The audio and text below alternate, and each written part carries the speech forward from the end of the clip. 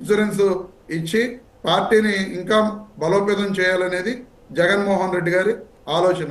ఆ ఆలోచనకు అనుగుణంగా కమిటీలు వేయడం జరుగుతుంది. భవిష్యత్తులో ఈ కమిటీలన్నీ పూర్తయిన తర్వాత 18 లక్షల సైన్యం వైఎస్ఆర్ కాంగ్రెస్ పార్టీకి తయారవుతుంది. ఈ 18 లక్షల సైన్యంతో ఖచ్చితంగా ఈ రాష్ట్రంలో కూటమి ప్రభుత్వం చేస్తున్న ఇప్పటికే బోల్డంత వైఎస్ఆర్ కాంగ్రెస్ పార్టీ నాయకులు కార్యకర్తలు కానీ ఈ కూటమి ప్రభుత్వం చేస్తున్న అరాచకాలను అడ్డుకోవడం కారణంగానే రెడ్ బుక్ ను ప్రయోగించి అక్రమ అరెస్టులు అవన్నీ కూడా చేస్తున్న విధానాన్ని ఈ రాష్ట్ర ప్రజలందరూ కూడా చూస్తున్నారు.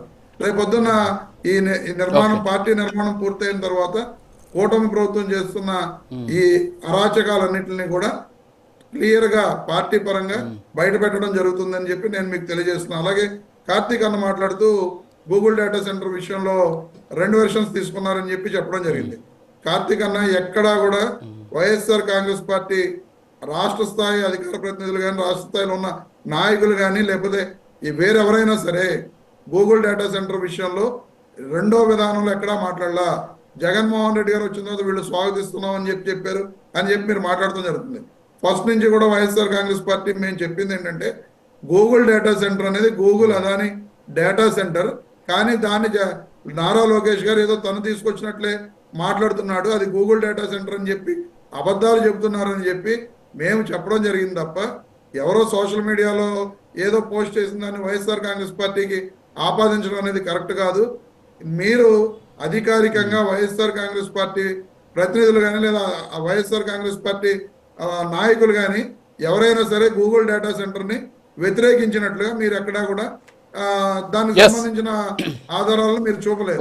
ఈ విధంగా మీరు కూడా ఎందుకంటే అనలిస్ట్ గా వైఎస్ఆర్ కాంగ్రెస్ పార్టీకి 2 స్టాండ్లు ఉన్నాయని చెప్పడం అనేది కరెక్ట్ కాదు.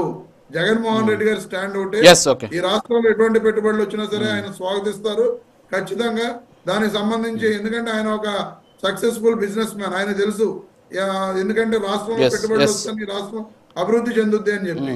సో గూగుల్ డేటా సెంటర్ విషయంలో ఆయనకు ఎక్కడా కూడా 2 స్టాండ్ లేదు, వైఎస్ఆర్ కాంగ్రెస్ పార్టీకి కూడా 2 స్టాండ్ లేదు అనే విషయాన్ని నేను మీకు తెలియజేస్తున్నాను. అలాగే మీరు ఒక్క నిమిషం సార్ రమేష్ గారు అంటే నాకేం లే మళ్ళీ ఇస్తా, మీకు మళ్ళీ ఇస్తా, టైం ఇస్తా. అంటే ఇలా కంటిన్యూగా మాట్లాడుతూ పోతే కూడా మనకు వ్యూయర్షిప్ ఇప్పుడు ఇందాక మీరు మాట్లాడారు కృషి గురించి మాట్లాడారు, కృష్ణారెడ్డి గురించి.